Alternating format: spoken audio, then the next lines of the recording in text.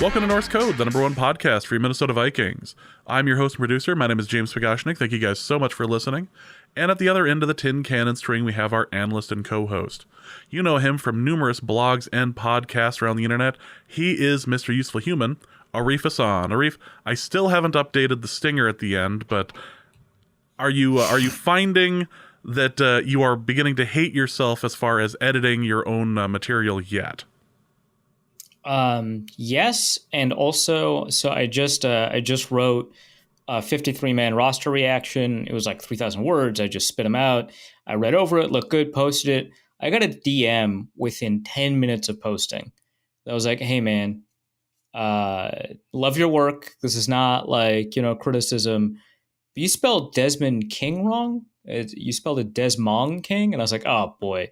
And the problem with Substack is that it's a newsletter, so it just gets emailed out. So I can edit it on the site, right? I could, like, it's the internet, I can edit. But like the email newsletter that everyone gets, that's just wrong now. So yeah, I hate it because I'm a bad editor. Well, I mean, this is a good opportunity to discover your inner editor, or, failing that, just lowering the quality of your work. I think probably the second. By the way, please subscribe to...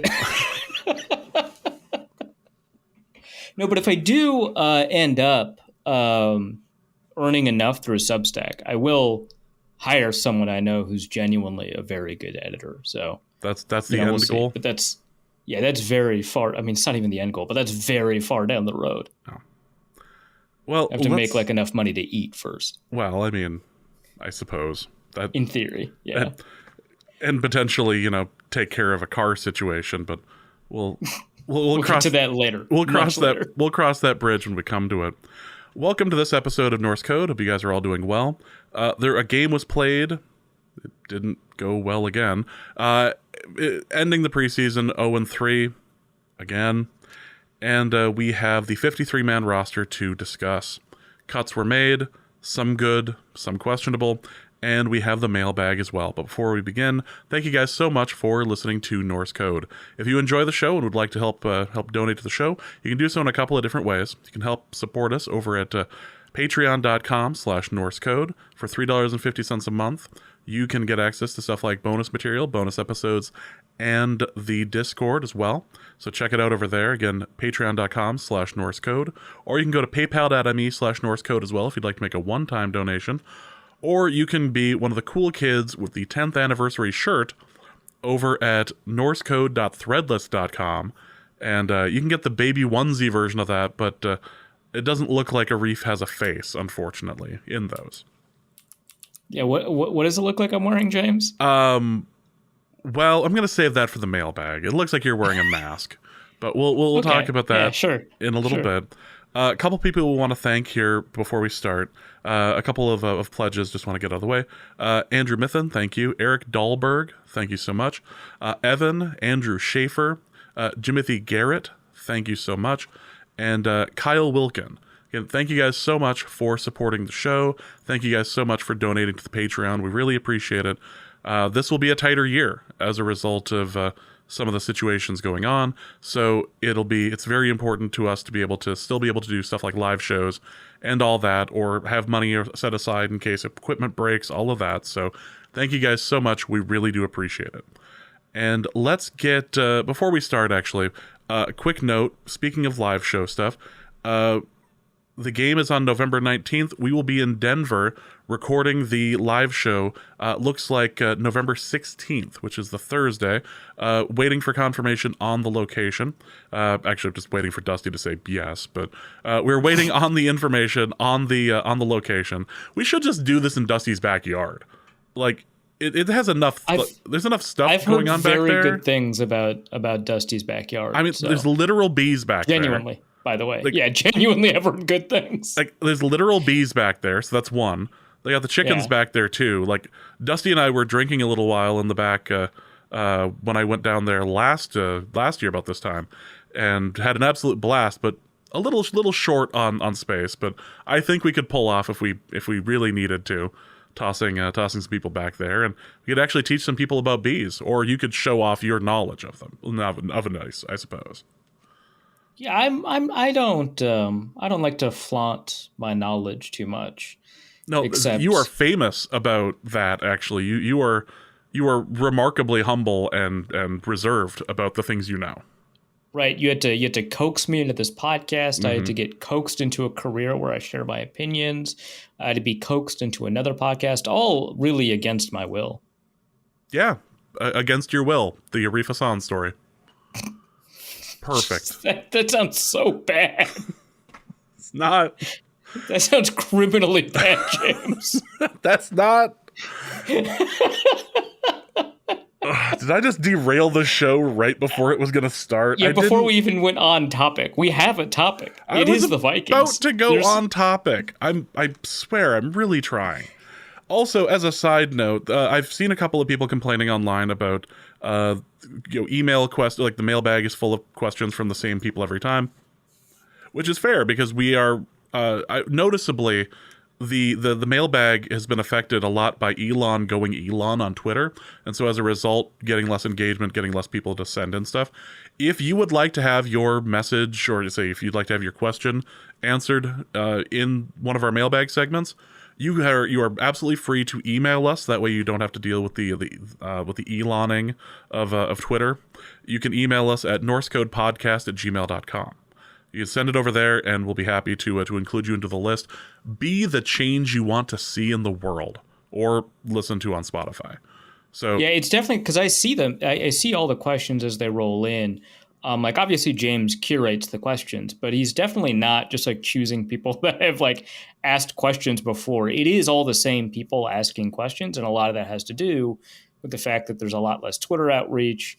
The fact that the Discord is what it is because it's it's the community of patrons, and so it's obviously smaller than the Twitter community. And so if you don't have that mailbag going out as often, like the only other way is to either get people to like get notifications on Twitter for the Norse Code podcast, which sure, if you want to do that, or just like email directly. Like I agree that we've got a bunch of mailbag questions from generally the same people, but like you got to ask the questions. It's not like James is only picking the same people. yeah, this surprisingly enough, this doesn't have a lot to do with me, or has less to do with me than you'd expect. But just wanted just wanted to throw that out as a thing. So let's get into the actual show itself. We have a 53-man roster to break down. I guess the first question I have is, so what happened with our awesome gunner? Is he on the team? Is he off the team? What happened? That seemed to be the biggest surprise of the day. Yeah, so Tom Pelissero reported that Najee Thompson was off the roster, that he didn't make the team. Everyone was like, "Oh my gosh, I can't believe it." Sam took a victory lap because when Luke and I suggested that he make the roster above like actual cornerbacks, Sam was appalled. He scoffed, and he dug in on this. And then it looked like Najee Thompson didn't make the team, but it turns out there was some type of miscommunication, and actually he did make the team. I don't know what happened here. So here's the thing that would be the least likely scenario is that, or of all the plausible scenarios, the least likely scenario is that the Vikings informed Najee Thompson that he made the team, and Najee Thompson, telling a reporter or his agent, and an agent telling a reporter that he made the team, and the text getting like lost or being ambiguous in its language in some way. That's unlikely because on cutdown day, teams rarely contact players who have made the team. They contact players who they are cutting. If you don't get contacted, just show up to work the next day. Try to get into the building. We saw on a Jets Hard Knocks way back that sometimes that's how you find out. But generally speaking, you will find out through a phone call, and they'll need to take your playbook, although that's less important. They'll just disable your iPad, although they will want that iPad back. So that's the least likely. It is possible that someone within the Vikings organization was telling the agent, or someone within the Vikings organization was telling a reporter directly that Najee Thompson made it, and through ambiguous wording, that there was a misinterpretation, right? That's possible. I know that some people think that like Vikings PR or communications, uh, made a mistake somewhere. I don't think that that's very likely. Um, but just because like that's typically not how this information gets disseminated. But yeah, I mean, he made the team. That's great. As the fifth, not sixth cornerback, as a lot of people expected. So every year the construct of the team is just unpredictable. I don't think there's any 53-man roster out there that had a 6-person safety room. Again, I guess it depends on what you count Jay Ward as, but if you counted Jay Ward as a cornerback, unlikely that you had a 5-person safety room making the team. We'll see how that turns out. But yeah, Thompson, contrary to initial reports, made the team, at least today. And for today, as of this recording, 10 o'clock at night on Tuesday, he is on the team. Great. So, other than this bit of misinformation or misreporting, what were the biggest surprises as far as the 53-man roster is concerned? Yeah, well, I have like a somewhat objective gauge of what counts as a surprise now that I've got like the consensus 53-man roster projection over up at Wide Left. I love that, by the way. Like that it because why not at this point? Right, yeah. It's like, look, if I can do this, why not just make it a thing? And what's great is that I saw other beat writers steal the idea. So fantastic. I can't believe it hasn't been done before. Kind of like the consensus big board. It was weird that like in 2014, I was the first one that I am aware of that did it. I'm sure I wasn't the first one to ever do it, but weird that it was one of the first ones that was published. Look, I can just apply the same idea to so many things. You've no clue the extent to which this consensus gimmick can go. But now that I have that objective gauge, basically, surprise cut, surprise make. So anybody below 50% would be a surprise make. Anybody above 50% would be a surprise cut. Maybe surprise is the wrong word, but it's a nice crude metric to use. But notable cuts: Dwayne McBride. I think he was on a good chunk of rosters. I don't know if he was on over 50%, but I think a lot of people had noted that, especially in the final version of the rosters, which I didn't have a consensus version of, that they thought that he might make it. It makes sense for the Vikings to have a 4-person running back room, just because excluding CJ Ham, who obviously is always going to make it in perpetuity. But because Kene Nwangwu is not only like a kick returner that hasn't really demonstrated that he has running back instincts, he's also like hurt right now. And so you can't really use him in the first couple of weeks of the season, potentially. Maybe not, but potentially as a backup running back. So you've got this running back by committee that is 2 running backs. And again, CJ Ham. And that just seems kind of untenable. So, we'll see. But that one was kind of notable. He's a 7th round pick. So 7th round picks typically, it's like not even a 50-50 shot, but like it is not surprising when a 7th round pick as a rookie doesn't make the team. It's fairly common. But I think that he was positioned to make the team just kind of given the circumstances. And the fact that he didn't was fairly notable. Sezia Temeweo, I always pronounce it wrong because I changed my mind halfway through the last name. Sorry. But about 70% of rosters had him as making the team. But, if you read the reasoning for why, most of them basically say that like, they're not going to cut a 5th round pick from last year, which I didn't really get. Like they would, they did this time, but also like at the time I was like, yeah, they would. You could do that. Like people do that. That's like a weird place to go, but sure, fine. But also like the players behind him were just not particularly good. I don't think that that's 100% true. I really like how Sheldon Day played. So, maybe that, but they ended up going with a 5-person defensive line room, and they went with Jonathan Bullard instead. So obviously we know that Harrison Phillips, Kairos, Tonga D. Lowry, and probably Jaquelin Roy were going to make the team. It was really who the 5th guy was and if they would have a 6th guy. And in this case, it was Jonathan Bullard. I think just a lot of people thought like, between Bullard, who, wasn't always available last year and wasn't always great when he was on the field, and, this 5th round, 2nd-year player who's got a bunch of athletic upside, who's been playing, this role that kind of mirrors a little bit from the other side of the coin, basically, Marcus Davenport, it feels like he would make the team. So that one was a little bit surprising to a lot of people. But I think, the 2 biggest surprises are Luigi Villain and Joanne Williams. Joanne Williams, I think a lot of us expected to make the team. He was starting camp as the starter. and moved to the second team about halfway through camp after Mekhi Blackman took over the nickel role, or the slot role, same thing, nickel role, I guess. And I think that a lot of us had figured that he'd been performing better than Andrew Booth. And, maybe the Vikings disagree. Maybe Andrew Booth played better. Luke and I disagreed about Andrew Booth's level of play in the preseason. But Joejuan Williams obviously did not play very well in the preseason, especially in his final showing. So that may have played a role.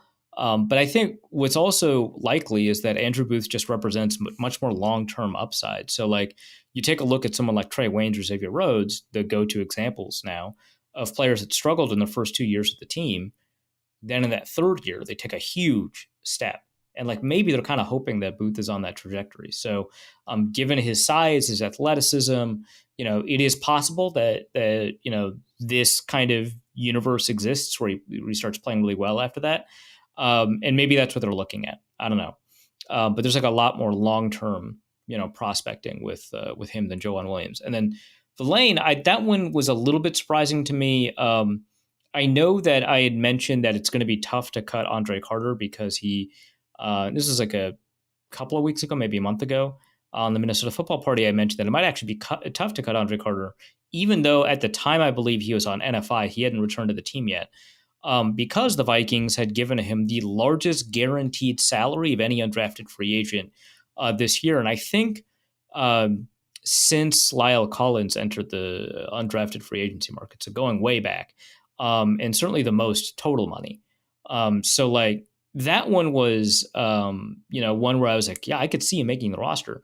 But, having Verlaine cut, I mean, maybe they attempted to move DJ Wonnum or Pat Jones. And, it would be unlikely that they would have six. But yeah, Verlaine played very, very well, like very well. And, I kind of entertained the argument that like maybe it's the same thing with Joejuan Williams and Andrew Booth, where they just see Carter as having much more upside. And, in fairness, Carter, by most draft analysts, was a top 100 pick. Verlaine wasn't. Carter was given a ton of undrafted free agency money. Verlaine wasn't. So there's reason to believe it. Interestingly, if you kind of look at their like pro day testing, they're nearly identical. Now, Carter is taller by 3 inches, so he actually looks like an edge rusher. But their arm length is almost the exact same. In fact, Verlaine has longer arms, although technically like a shorter wingspan, which, a lot of that has to do with just your chest and your shoulders. But yeah, like very similar in total length, very similar in speed. Verlaine's a little bit faster, very similar in like agility. Verlaine ran, I think, slightly better in agility drills. And then he ran way better. No, he was slightly worse in agility drills and way better in the explosive drills, like the vertical and the 10-yard split and the broad jump. And so I don't know that you can make the argument that Carter definitively has more upside, although obviously on the field, athleticism doesn't map one-to-one onto testing. So that one was kind of interesting, but Verlaine just had a really strong preseason. He made 80% of the preseason, like 53-man projection. So that one was kind of really surprising. And then notably in terms of like who was retained, Jaron Hall I wasn't surprised by just because of the third quarterback rule. And I think a lot of people after Kevin O'Connell mentioned how great it is to have Hall as your third quarterback, everyone just kind of slotted him back onto the team. So I wasn't a surprise by the time it happened, but a lot of people saw him off the roster after like the first and second preseason game. But like Theo Jackson was I think a surprise for a lot of people because it meant keeping 6 safeties. Who are you going to cut if you kept Theo Jackson? It was like one of those situations where he played so well in camp and played really well or mistake-free in the preseason that I was like, well, that's great, but like we kind of obliged to keep all of these players. So I don't know what we could do about that. I think on the football machine, we're like, yeah, I guess we'll have to trade Cameron Bynum or something like that. I think we said that like in May, and maybe that would have been a pathway. But no, he just makes the team outright as the 6th safety, which I definitely did not expect. He did end up, I think, on one of the 10 rosters I looked at. So shouts to whoever that was. And then Nick Muse. A lot of people didn't have him on the roster. He was like something like 10, 30%, something like that, 10%. And that was crazy to me. I thought we shouldn't have been 100%, of course, but I thought it would have been much higher, at least like 40 or something, because the Vikings are showcasing a 2 tight end offense. They've outlined a commitment to having a 2 tight end offense, and teams that run tight ends more often tend to just have more of them on the roster. That's just how it works. There's more opportunities for a tight end to get hurt. You need to retain, your talent there as you use it more. So that one it was surprising to me that was surprising to a lot of people. I think I had Nick Muse on most of my 53-man roster projections, but that was probably the notable one. Nick Muse. Couldn't happen to a better cat, Good for him. Was there anything else that kind of stood out here? I mean, there was discussions about a potential trade at one point, and the wide receiver room looks a little bit crowded. What's sticking out this year about the 53-man roster? Yeah, so, well, first, there's only 8 offensive linemen on the roster. I expect that's because Chris Reed will come back after week 4. He starts out on the NFI list, which I believe is just the PUP list during the regular season. So they only have 8 offensive linemen right now. They will have 9. I don't know who they're going to move by then. That might mean that by then they have traded Jalen Reagor. So Ian Rappaport reported that multiple teams had asked the Vikings, what his price would be. The only way that gets out is if the Vikings tell Rappaport, right? So they, want someone to know that he's on the market and that they better pay up, which is a relative term, obviously. Maybe pay up means a 5th round pick if they want him. And obviously it didn't happen before the trade deadline. This was leaked, or not the deadline, the roster cut down deadline. This was leaked well before the roster cut down deadline. So this may have been a move to attempt to hurry things up, but it also may have backfired a little bit because when that kind of stuff gets leaked, this close to the cut down deadline, a lot of teams might see it as, well, obviously he's just going to get cut, so we'll take our chances on the waiver wire. If that's actually something that we would be interested in. And so there's no reason for us to pay for a trade. Well, the Vikings called that potential bluff if this interaction had actually occurred and kept him on the roster. But it sounds like he's still available to be traded. I don't know. 6 receivers isn't necessarily a lot, but it is a little bit more than you expect for a 2 tight end offense. And the Vikings already kept, 4 tight ends. They kept 3 quarterbacks. So there's a lot of roster pressure.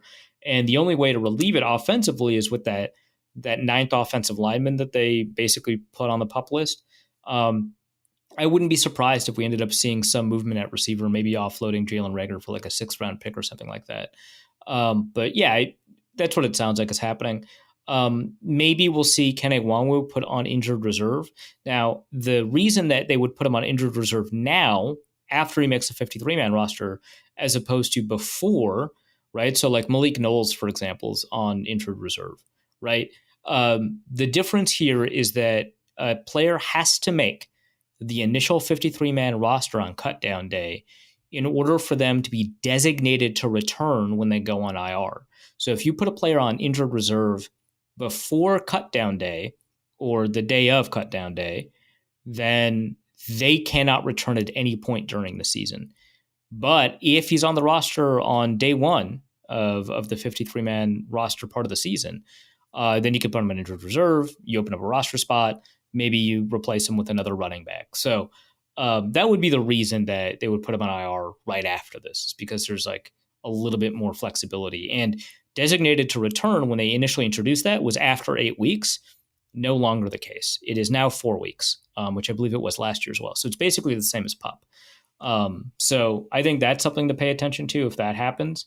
Otherwise, they might, waive Theo Jackson or Andre Carter. Probably not Andre Carter, but maybe after teams have, filled their roster with less expendable players after the first wave of cuts. But, maybe Theo Jackson or Andre Carter go to the practice squad in order to add something like a cornerback, because they, like I said, they cut Joanne Williams. They don't have a cornerback. So I wrote this down in the roster review, or the breakdown. The Vikings do not have a single cornerback on their roster that played at least 10 games in the NFL last year. Not a single one. So Byron Murphy, Andrew Booth, and Caleb Evans all missed games due to injury. Byron Murphy played 9 games. Mekhi Blackman's a rookie, obviously. Najee Thompson is a rookie. And that's the whole cornerback room. In fact, only Byron Murphy has played more than 10 games in the NFL. So that's crazy. That's nuts. So I think that they're going to add a cornerback. I think that's the most likely area that they add a player is at cornerback. Even it doesn't even have to be a veteran, although that's who you target, knowing all of that. But like, just so that like there's a little bit less uncertainty. If you throw like another player who may or may not be good, that increases your odds that one of these players turns out to adapt well to the NFL.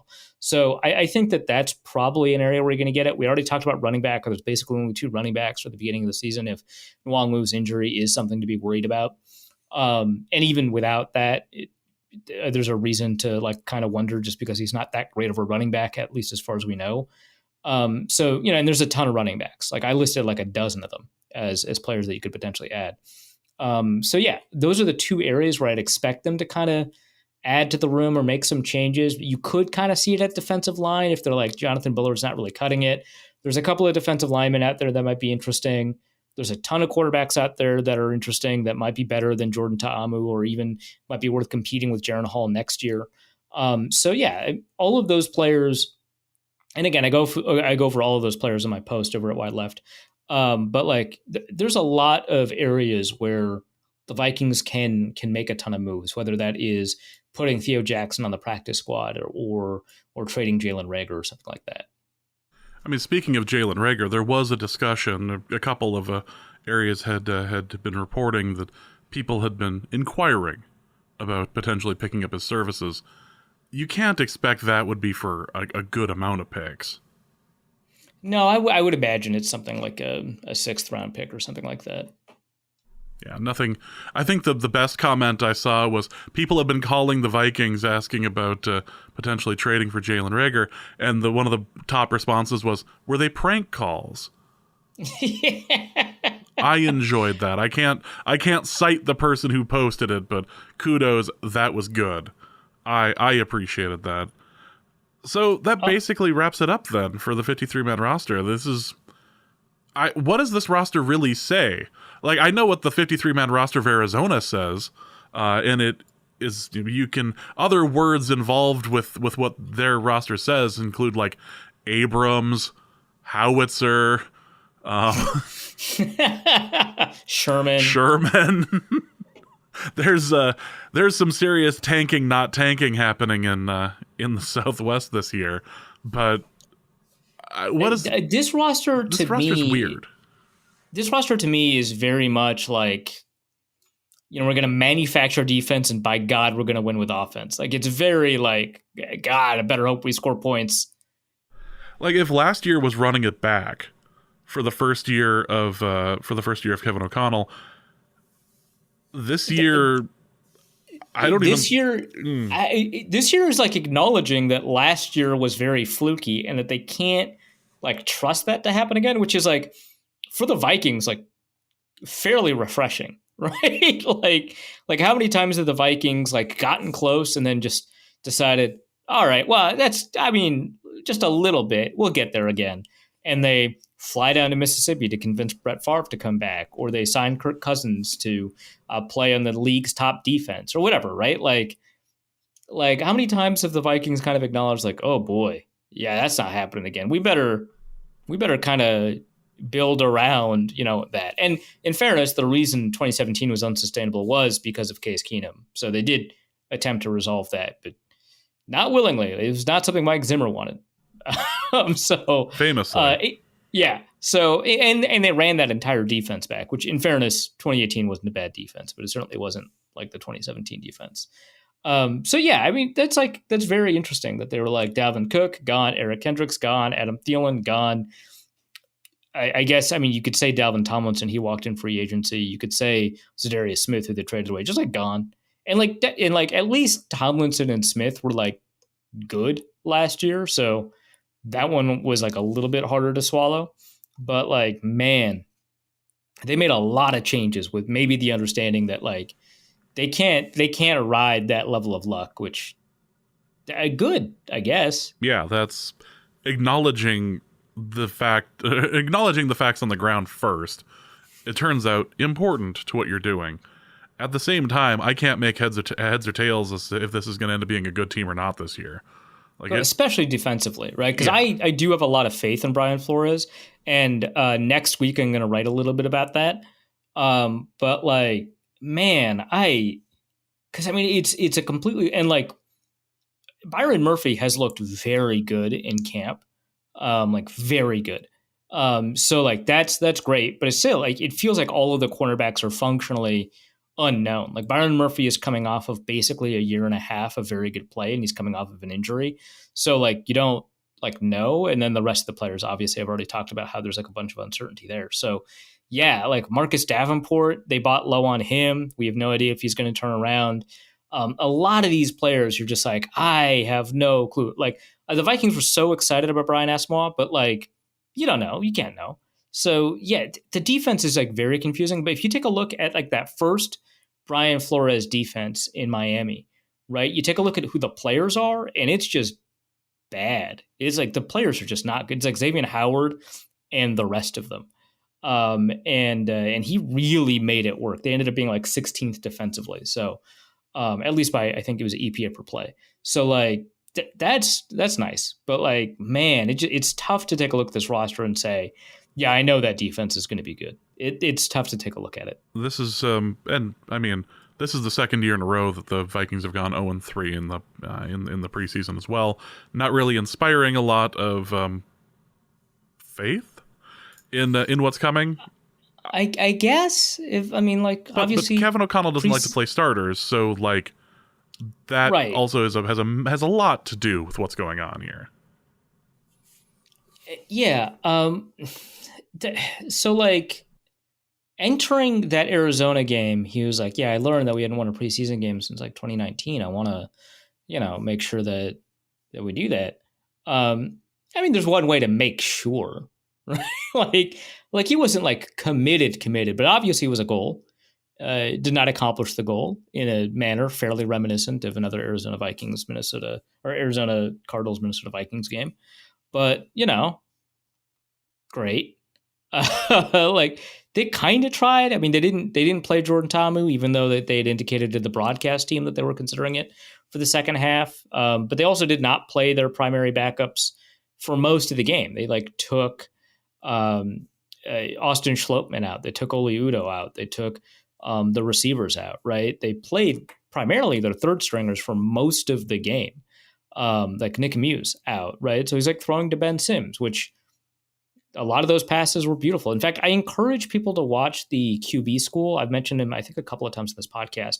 JT O'Sullivan, who I believe is a former Viking. I know he was like with 8 other teams. But JT O'Sullivan, was a high school coach for a little bit, but right now I think full time he does the QB school. It's a great series on YouTube. He does like breakdowns of a bunch of different games. He's got tons of preseason breakdowns on the quarterbacks, like a lot of the rookies, right?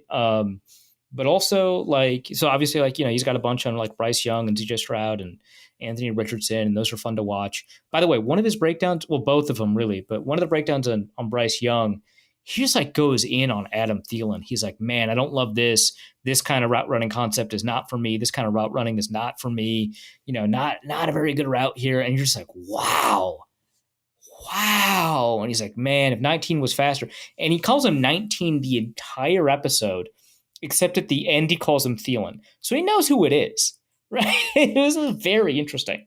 But yeah, like it's such detailed breakdowns of all of these quarterbacks. He explains like what the offenses that he was in, what they would ask him to do in a particular play. He describes how that might be different than what's happening on the field and why that might be different. He describes like the stuff that he likes from quarterbacks, whether it's mechanically, I like that sort of stuff. So he did the Jaron Hall game, right, against the Cardinals, and I've only gone through half of it. So the bad stuff's coming up, right? Because the second half wasn't nearly as good as the first, although he had some killer throws in the second half as well. But that first half, he was so good, and O'Sullivan does such a great job breaking down the reasons that like he was excited as a former quarterback, and he talks about like these route concepts and like the one that really struck me, and when I was watching it back on the All-22, I'm like really glad he also did one on this play because it was one of my favorite plays, even though it was just a fairly simple throw. It was this throw to, I want to say it was like Tristan Jackson on a skinny post.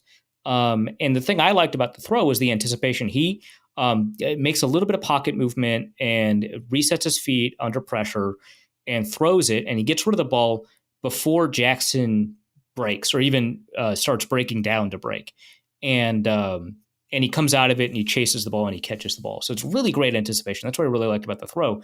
But JT O'Sullivan does like he talks about a bunch of other things I hadn't really considered that he really liked about the throw. Like the initial look that the Cardinals were showing was quarters. And I didn't really think about that much because I was just going through really quickly.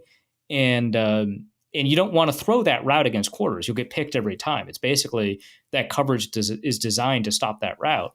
And so that was the initial look. But as soon as the safety rolls down and it becomes cover 3 or just a middle of the field closed look with a center high safety or center feeling safety, that opens up and Hall throws it immediately after the rotation. That's really cool. That's really quick processing that you're looking for. So I encourage people to check that out. Really liked what Hall's performance was in that game. His pick, I think it was actually the right decision. I just thought it was inaccurate, which that'll happen, obviously. I think that on balance, and O'Sullivan didn't break down this one, but he had like this rifle of a tight window throw against the Cardinals that I really liked in that second half that I thought, I think it came after the interception, that I thought like from an evaluation perspective made up for it, just like over the middle of the field. I thought it was really good. Those are my thoughts on the Cardinals game, that Jaren Hall kind of balled out, but the Vikings didn't, which is why they lost. It's usually the answer to why most teams lose. The lack of balling out. Yeah. As it turns out. Critical lack of ball. critical lack of ball. Question, why did Kwesi trade away Vidarian Lowe to the Patriots? To get a 6th-round pick back. I don't know. I guess they rented Vidarian Lowe for free, basically, right? They spent a 6th-round pick on him. They have him on the roster for a little bit. Then they trade him away to get that 6th-round pick back. What I find interesting is that I think he outperformed 6th-rounders. Like, he outperformed what a 6th-round pick usually does. So from that perspective, I don't know that made sense as a trade. But I think from the Vikings' perspective, they were like, well, we're going to have to cut one of these tackles that we like. And if we cut one of them, obviously we're not going to get any value out of that. And so it's with that in mind, we have to make a decision, which leads to a bunch of people asking why Oli Udoh is on the roster, right? Because Oli Udoh played really poorly in the preseason against backups and backups, and has played poorly for the Vikings historically. I would say that Oli Udoh has played better at tackle than you may remember. He played pretty well in the regular season last year when he was asked to play at right tackle when O'Brien O'Neal got injured. And at guard, he was just brutally bad. But at tackle the year before that, he was all right. And then in camp, my understanding is that he was all right. In the preseason, he wasn't. But, Oli Udoh might be a better tackle than there's like a common perception of. And I think it's fair to kind of acknowledge that is probably the case. In which case, if they do like him as a backup tackle, if he is better than the average backup tackle, and he is behind Blake Brandel on the list of people who would go in if Brian O'Neill got hurt, then it's not too bad, right? And it might be the case if Vidarian Lowe is better than Oli Udoh, but it might also be the case that Oli Udoh plus a 6th-round pick is better than Vidarian Lowe, right? And those are your two options because you're not going to be able to trade away Oli Udoh. So like maybe the Vikings were like, hey, you can have either Vidarian Lowe or Oli Udoh for a 6th-round pick. Pick which one you want. And they pick Vidarian Lowe. And so the Vikings, end up netting for what maybe they believe is an equivalent player with a 6th-round pick. So I think that was the reasoning behind it. Just remember, Oli Udoh is not, and Vidarian Lowe wouldn't have been, the primary backup tackle. Blake Brandel, who has played guard the entire camp, is probably the primary backup tackle. And if a guard gets hurt in the first 4 weeks before Chris Reed can come back, maybe it's Austin Schlottmann, or maybe, Brandel kicks inside to guard and then Oli Udoh plays tackle. So I think that's probably the plan. And then when Chris Reed comes back, Chris Reed's the primary backup guard. It still doesn't make sense. Like, I get it, but the lack of depth on the line, maybe I'm just colored by listening to Kirk Cousins wheeze, make noises like a tortured pig every time he got hit in the ribs last year.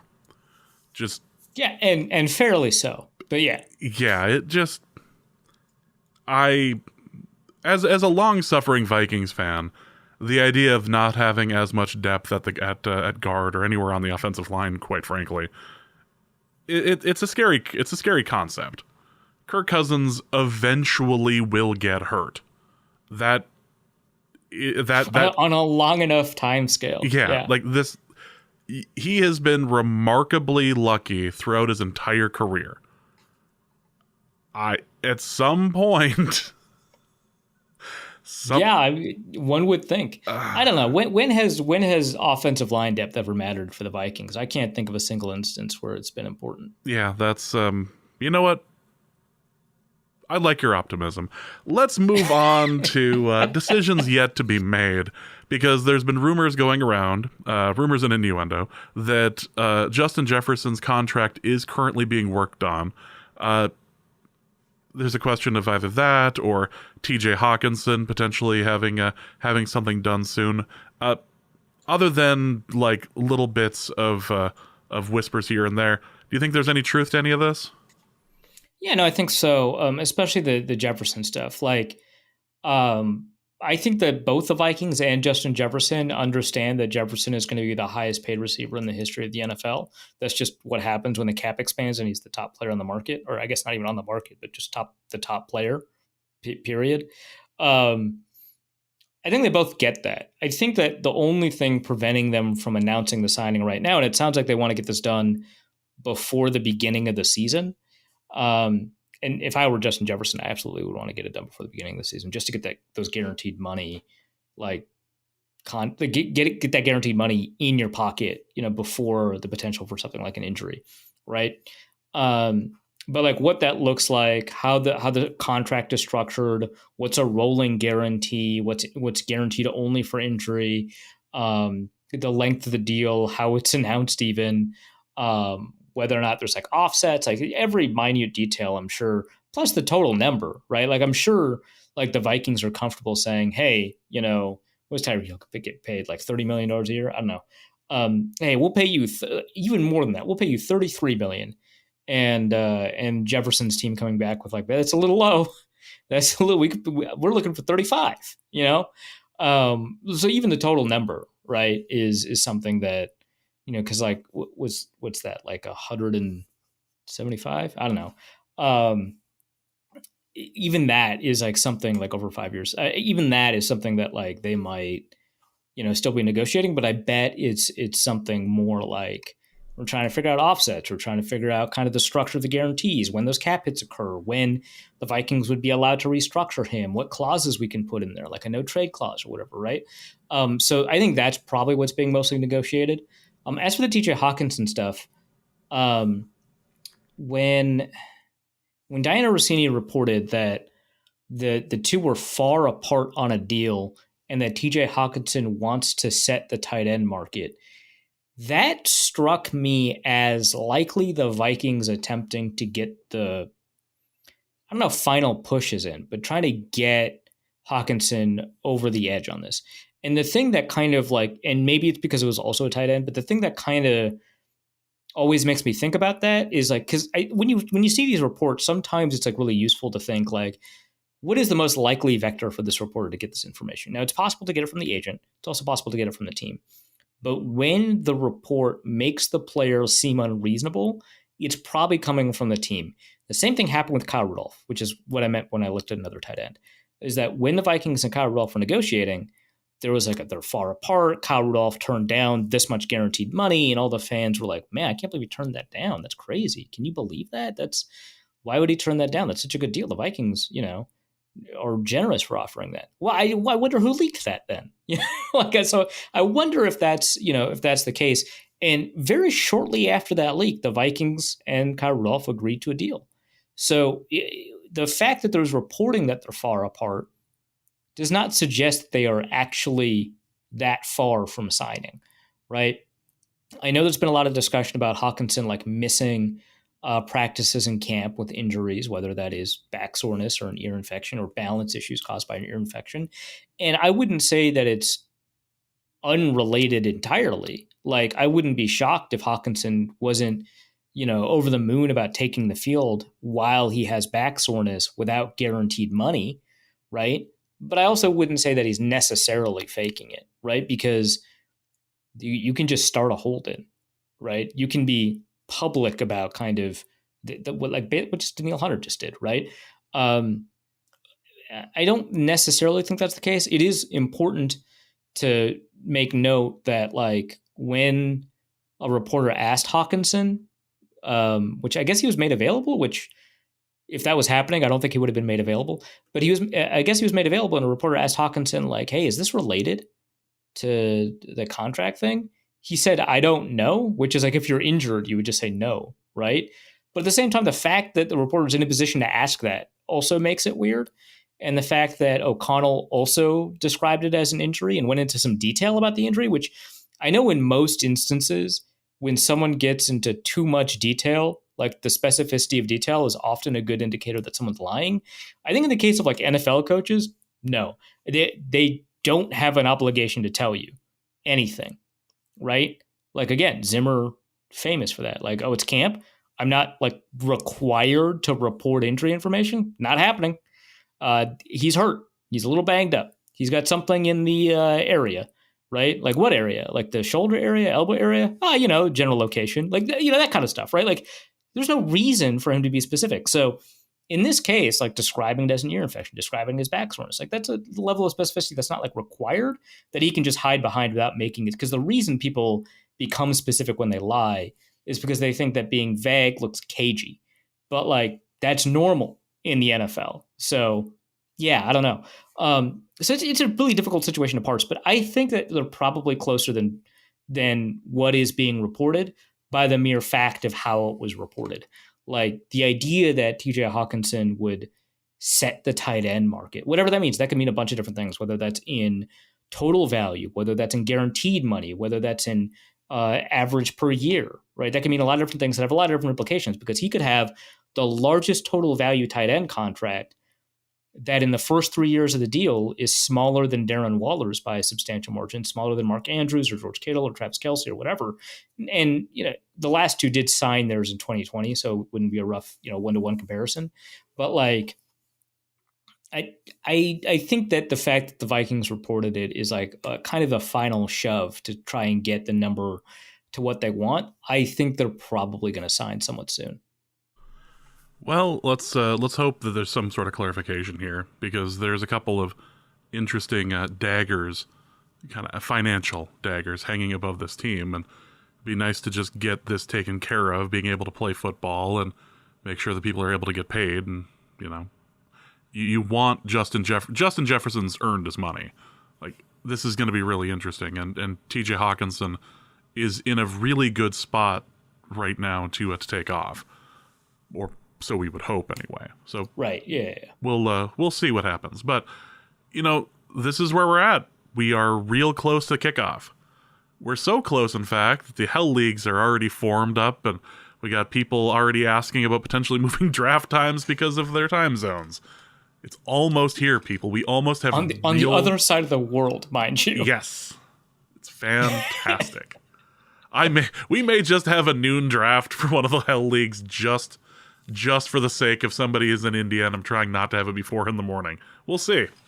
Yeah, I mean, look, if the Hell League can go worldwide, right? If the Hell League is global, we've won. Also, by the way, James told me right before the show that they're all Hell Leagues now. There's no normal kicker league. We retired the original Norse Code League rule of the negative 25 points for a missed extra point. And replaced it with a set of more bizarre and deranged kicker-specific rules. Also, do we still have a safety? Like, what's going on? I never know what the rules in the Hell League are, which I guess is part of the... Yep, safety has... Okay. Yep, there's a safety. You and I both believed... No, there's no punters. They won't... Yahoo won't let us do it.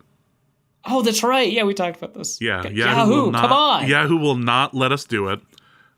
We could have kick return yards as a stat, but that just... No. That's too far. We can implement that halfway through the season. It's NBD. That's really more of a week 3 only rule. yeah. So suddenly everyone's trying to actually get Kenny Nwangwu on the roster. Exactly. True story. Today at lunch in the cafeteria at work, a fellow over in athletics, nice guy, talked to him many times, comes up to me as we're sitting down at the table and goes, "Are you? Do you play fantasy, James?" Oh, did Evil laughter, ruining laughter, and then I slid my phone thunder across. in the background? Yeah, I slid my phone across because somebody had just screenshotted and posted in the Discord the rules for the Hell League. So I just let him take a look at the scoring for kickers. And then his eyeballs rolled into the back of his head. It resembled the opening of the Ark of the Covenant there. It was beautiful. Hell Leagues are open. Hell Leagues are filling up now. I will be contacting a couple people about potentially filling a spot if things aren't taken care of. But yeah, the Hell Leagues are good. Also, I decided to give the spot in the Hell League to just about every one of the Patreon people. So if you'd like a spot, almost a guaranteed spot next year, sign up on Patreon and mention that you're a Patreon subscriber, and I'll see if I can get you in. I think it's like a reverse raffle, except losing is good, so it's kind of like actually a raffle.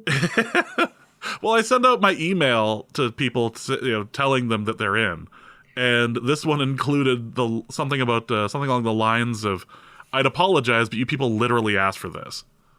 Right. I have bad news and worse news. The bad news is that you're in the Hell League. The worst news is that you asked to be in the Hell League. Yeah, this is all on you, buddy. All right, let's hit the mailbag. And the first question is from Deez, who asks, with Luigi Villain, but I don't care. Sure. With him Waluigi. Yes. With him being cut, does this mean any return that he has to the team, practice squad or down the road, will begin his evil arch as Waluigi Villain? I think that's like you can't call him Waluigi Villain because then it becomes a redundant name. Right? Because Waluigi's already the villain. Right? Unless Waluigi Villain is Waluigi's villain, which in theory is either a worse person or the opposite, which is just Luigi again. But then that wouldn't be the evil arc unless you thought that Luigi was evil, which is not my understanding of the Mario canon. Certainly he was not portrayed that way in the lore establishing Mario movies. Specifically, of course, was it 1989? Mario Brothers, which I believe is the canon. And then the 2023 Mario is the reinterpretation, like the King James version of the canon. So first off, the original Mario Brothers movie came out in 93. I hate that Perfect. I know that. Awesome. Of all things I'm going to call you out on. At least I didn't say in 1989 definitively. Well, like, no. I don't know. That summer was already booked with things like Batman and everything, and like I think one that of the was Terminator Nipple movies. Batman, right? Yeah, there's a lot of stuff going on that year. No, that was not the Nipple Bat suit. Jeez. Oh, that was Clooney Batman? No, that was Tim Burton. We're ignoring you. Jack Rackham asks, does Kirk Cousins have a valid case for being the second best quarterback in franchise history? Use whichever metric or metrics you deem most fair. Could he overtake Tarkington without winning a Super Bowl? Would a Lombardi this year, for argument's sake, cement him as number one? So John Boyce makes a really good argument for why Tarkington was the best quarterback of the 70s in the NFL. Like a really good argument. I'd suggest that you watch like his two videos essentially of that era of the Vikings. While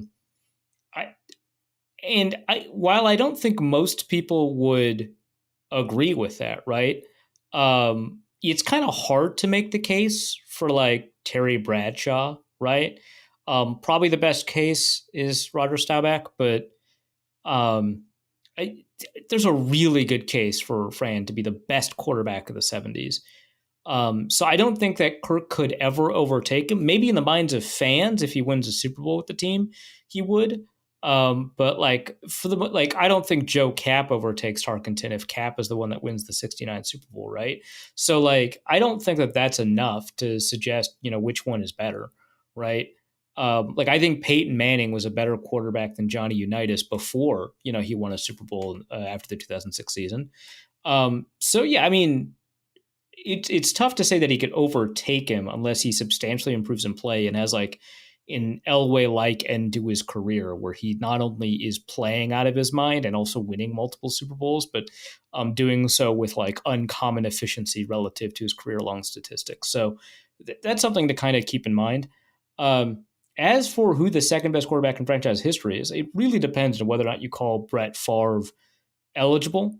Obviously, Culpepper is, a big part of that conversation, but like that's kind of where we're at, right? Like, would you rather have Favre, Cousins, or Culpepper? And I think most people would say that Favre provided a great moment, but you can't call him one of the greatest quarterbacks in Vikings history in such a short period of time without like winning one, right? If you've only got 2 years and one of them was bad, what can you really say? So Cousins has provided more value to the organization, certainly, than Favre has. But like, if Favre had won one, would we kind of change our tune? So I don't know. It's tough to pull together. Personally, like in terms of like who I would rather have on the roster, I'm going to exclude Favre just because of how short that was. I would say probably Tarkenton, Culpepper, and then after that, I mean, you might have to go Cousins because you don't have good years yet with Teddy. You've got hope with Teddy, right? So you can't really, because Cousins is playing better, which it sucks to admit, but not playing better than how well Teddy could have played in our minds, in our imagination palace. But yeah, Cousins is unfortunately in the top 5. I don't know if that's a great thing, but certainly. And if he wins a Lombardi, like let's say this year, I think some fans would definitely place him as the number 1 quarterback, but that's just not how I think about it. So if he does it with like, if he plays like Peyton Manning did in 2004, one of the greatest quarterback seasons of all time, then, I'm probably still not going to call him that just because we've got a greater balance of his play, but I will easily call it, the best season in quarterback history for the Vikings. It's just like Target provided so much value. Like Cousins is not the best quarterback of the 2010s or whatever. He's like the 8th best in the best possible interpretation if you're only looking at statistics, and even then you're kind of squinting a little bit, right? But like Tarkenton was like maybe the best. So it's not, I don't think it's close in terms of his ability to overtake Tarkenton. The Favre thing is really interesting too, because the 2 years basically balance each other out.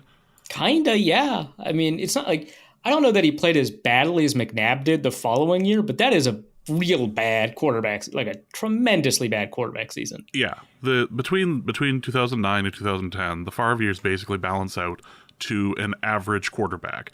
Because one year he's playing out of his mind, and the other year he kept getting like hit, concussed. He was not there. He had a very small window, and it closed, and it showed quickly. Yeah, I will say this about that though. I think people weigh the good season more than they weigh the bad season. Oh yeah. In much the same way that, yeah, like I think on the Football Party a couple episodes ago, I was like, yeah, the Rams have the worst roster in the NFL. And I just kind of went in on it. They just had, and I wasn't saying the Rams did something, wrong or anything like that. I was just like, hey, they probably have the worst roster in the NFL. I would say they're worse than the Cardinals, but it's like 32 Rams, 31 Cardinals. Because they were having joint practices with the Cardinals. So it was about that. And so one of the comments was like, it was totally worth it. They actually came away with a ring. I would love that. And it's like, yeah, I agree. And so like, if you average out the Rams, what was it, 2020 season against what this season is probably going to bring them, yeah, you'd take that as a Rams fan. But the average is probably like a mediocre, like 9-10. How many games are there nowadays? 17, 9-8 season. I mean, you used to do the national thing, so I mean, right. I feel like you should know that. I'm killing it right now. Are there 19 games in the season? Let's look it up, James. Why would you? Are you including the playoffs? What are you doing? I said 9 and 10, and I was like, that can't be right. That adds up to 19. That's not right. I was busy looking up which Super Bowl the Rams won, so I could correct you on that. Meanwhile, you're making up totals. The number of games, yeah. What season was it, by the way? Oh my God. Sorry, I got distracted by you attempting to... I mean, perhaps they should have... Eventually, we'll be doing the show, and they will be actually talking about how many games they have. Jesus. The Rams. We're actually at the point now where my brain has stopped. So 2022 that can't be right, is it? Yes, it is. It's probably for the 2021 season. 2021, Super Bowl. Yeah. I was like, that. Yeah. That seems. I was a year right. off because I think that was like the Buccaneers. Yeah. So it was like my brain stopped for a moment thanks to you telling me there were 19 games in the NFL season. Well, I didn't say there were. I just said it's a possibility we should open ourselves up to. Wow. We should ruminate on it. What is wrong with let's you? meditate, and we'll see if the number of games in a season comes to us. Who hurt you? Like the Vikings. All right. Well, moving on. Let's go to Chris, who asks, how often does the 53-man roster on Cutdown Day match the 53-man roster for the Week 1 game? Well, so how often? Never. But I assume this question is more like, how closely does it hew to? And I think that every year there's 2 or 3 roster changes by the time you get to Week 1. And it doesn't have to be like the day after, right? It's not like, you pick up Jeff Schwartz off of waivers or something like that. Actually, I think they picked up like a different Oregon offensive tackle a couple years ago, but that for some reason is always in my head. But yeah, it's not like immediately it happens after waivers, but there's always a move that gets made, before the season starts. But for the most part, I think aside from 2 or 3 players, yeah, that's what you're going to get. The shape of the roster is generally pretty similar, but again, I think, the Vikings are probably not going to enter Week 1 with 6 safeties unless they explicitly move Jay Ward to cornerback, in which case, sure. But yeah, that I think is because I think for all teams it's never, but I think for almost every team it's like there's only usually 2 or 3 roster changes. I know a team once made like 5 roster changes, which is crazy to me, but you must have had just a really bad bottom of the roster for you to be comfortable doing that. But yeah, a lot of times, and it's not just clearing waivers, right? Because only 5 players every year get claimed off of waivers. Like we vastly overestimate the likelihood that someone's going to not clear waivers. But it's like veteran free agent signings and trades and stuff like that. Well, next question is from Kenneth Allen, who asks, for Reeves, you really should just go watch John Boy's instead corner. Is Bud Grant the most interesting coach in NFL history? Which of the 1,000 Grant anecdotes from the documentary is your favorite so far? Honestly, like Jerry Glanville is a crazy interesting coach. If we had like a little bit more in terms of shenanigans in the Zimmer era, Zimmer would be up there. Like Bud Grant is my favorite. But like if Steve Spurrier had spent just a little bit longer in the NFL, he's a more interesting coach. Now, Bud Grant is both extremely interesting among head coaches, unique in terms of his approach, and a good human, which you're not always going to get with these interesting coaches. But Buddy Ryan was, and he wasn't a head coach for very long. He's almost always a defensive coordinator. But he's punching out his offensive coordinator on the sideline. Like that's crazy. Bud Grant was unusual in ways that made sense, right? So it's really hard to just be like, yeah. So he listened to his players, and everyone's like, that's cool. Why would you do that? I do want to rewatch that episode just because of all the Bud Grant or those 2 episodes really, because of all the Bud Grant stories about how he was really sensitive to the fact that on a roster that's mostly black to a point, primarily white leadership is just not going to do as good of a job to make sure all the players connect with each other and feel like that they can buy into the team and the team kind of respects them. That's really cool. The fact that he was staunch on, making sure that, you could have black and white roommates, which didn't always happen. That he made sure that players that, would be underprivileged got prominent spaces in the locker room or whatever. There's so many instances where he's just a cool guy. He was so approachable to players that during a labor movement, during a strike, they let him sit in on the meeting, which is, as far as boys could tell, the only instance that has ever happened during an NFL strike where a coach just sat in the room.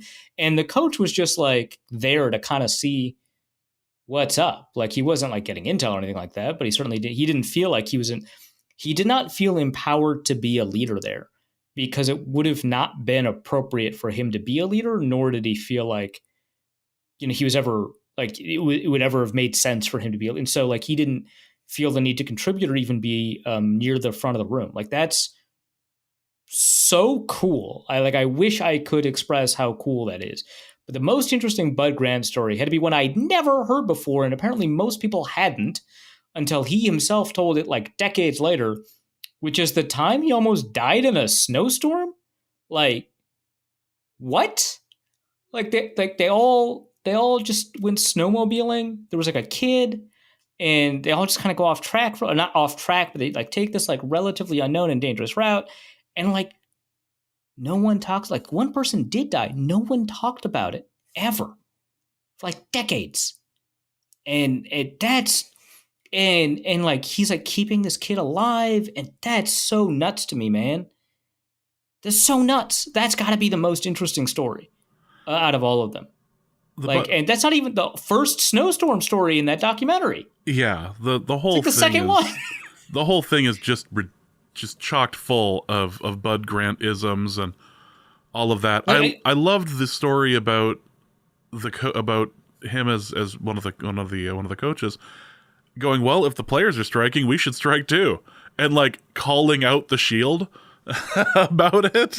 Yeah, this guy ruled. He ruled so hard, and like the fact that he had an NBA playing background, like that, like played a role into how he coached and like how it like changed his approach relative to maybe other coaches.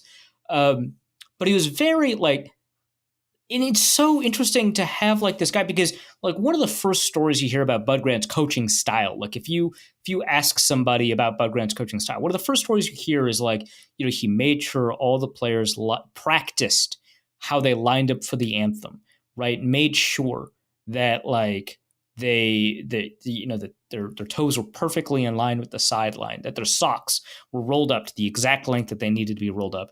And you get this idea of like somebody who's like so meticulous, right? That is like a martinet, I think is the word that people use, like so strict. And that's not really who he was at all, right? You hear like, he didn't allow the team to have heaters on the sidelines, when really it was more just like, look, if there's heaters on the sidelines, you're going to want to come to the sideline. And that's like a bad thing. And also, it's going to make you feel colder when it's time to actually play. And so you won't have the time to adapt from the sideline to the field. And you're just going to play worse, and you're going to feel worse because you've got those moments of respite. So you've always got this, like there was like a reason behind it. It wasn't to toughen up the players, right? So like, you hear all that and you're like, man, this guy is so strict. And then you hear he's like, yeah, man, I listen to the players, and it seems like they would know what to do, right? Like they're the ones playing, right? Like why wouldn't I? And you're just like, that does not accord with my understanding of all of the other. And so the small, and Boyce said it, the small stuff, he paid a lot of attention to, right? And he was very meticulous about. The large stuff, he was an atheist, which like you'd never see that, like ever. Right? I guess agnostic maybe is a better way to put it. But like you never see that among NFL head coaches ever. Everything is faith, family, football now, right? And they say in that order, but we know it's not that order. And so like for him to just be like, and he like defended Muslims. He was the first. So when Ahmad Rashad, right, had changed his name, he changed his name to Ahmad Rashad, and when they announced it, he was booed. And when he tried to offer services to other teams, they would call him by his other name, the previous name that he had, and immediately, right? And not only did Bud Grant call him by his name, right? He pronounced it like it was Arabic, because it's an Arabic name, Ahmed. Like that's in the 70s. That's wild to me, considering the stories of what happened with other teams that he was trying to get on. Yeah, and the way fans talk to him, and like just nuts to me. So cool, and like that you didn't expect that. You kind of hear similar things like with Vince Lombardi, right? Which like compare like these iconic coaches across the NFC North, right? You've got Bud Grant, who's just remarkably open-minded, protects the rights of his players, has like a very modern understanding of like social relations, right? Vince Lombardi, known for, protecting gay players and sticking up for marginalized people, also anti-racist in very famous ways. And Mike Ditka, which I am not going to go into detail on, but I prefer Bud Grant, just from all of that, right? Like that is, wow. So that's cool. So I strongly encourage people to watch the documentary. I obviously am not like a huge Vikings historian, right? I try to learn as much as I can, but it's not like I didn't make it a project like Luke did. It's not a huge passion of mine. It's just like I'll read up on the Vikings when I can, but I'm spending a lot of time trying to keep up with like the current roster and the rest of the NFL. So it's just not where I invest my time. So there's a lot of things in that I learned, but even people who are like really invested in Vikings history, there's a lot of stuff that they learned too. So there's a lot of stuff that it's so rewatchable because I want to pick up a lot of those Bud Grant anecdotes again. But like, it's so cool. So last thing I want to say on this on the documentary series that's still going, and the 90s episode premiered tonight. We have not seen it yet. I just got caught up on the 80s. The last bit of the 80s episode has my favorite secret base moment probably ever, where they are going over the amazing presser and how many curse words per minute. It's extraordinary. It's so good, and like a lot of people have like referenced the presser. A lot of people like know about it, but like the way that they present it is beautiful. I mean, it's a data based documentary, like as a series generally, but like it's beautiful. It's art, is what it is. There's so much cursing. Like even Pulp Fiction would look at it and like need a cigarette. It is amazing but like this is the famous Jerry Burns meltdown presser. And when you get to that part and you're on YouTube, I think this primarily would work on desktop. It might work on the mobile app. When you get to that part, and you know you're about to get to that part, click the thing that says show chat replay, because it premiered, right? And so there were a bunch of people watching live as it went. And so seeing people's reaction to it, also beautiful. Well worth the experience.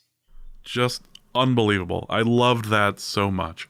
All right, let's get to our next question, which is also from Kenneth Allen. He says, predicting team outcomes gets easier throughout the season and is pretty inaccurate at the beginning of the season.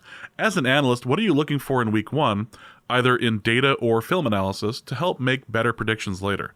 What about for the Vikings specifically? It's so difficult, right?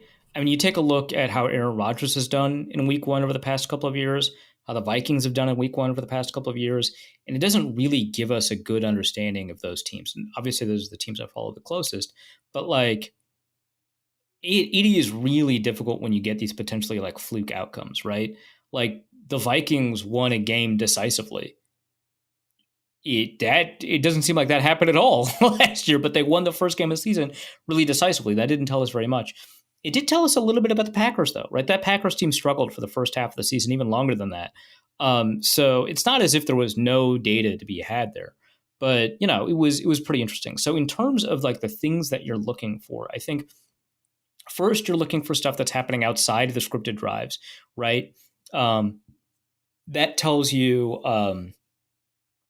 basically what the offense is going to look like for basically the rest of the year. Those scripted drives are designed specifically to be difficult to predict and difficult to sequence and difficult to use as like really great data points.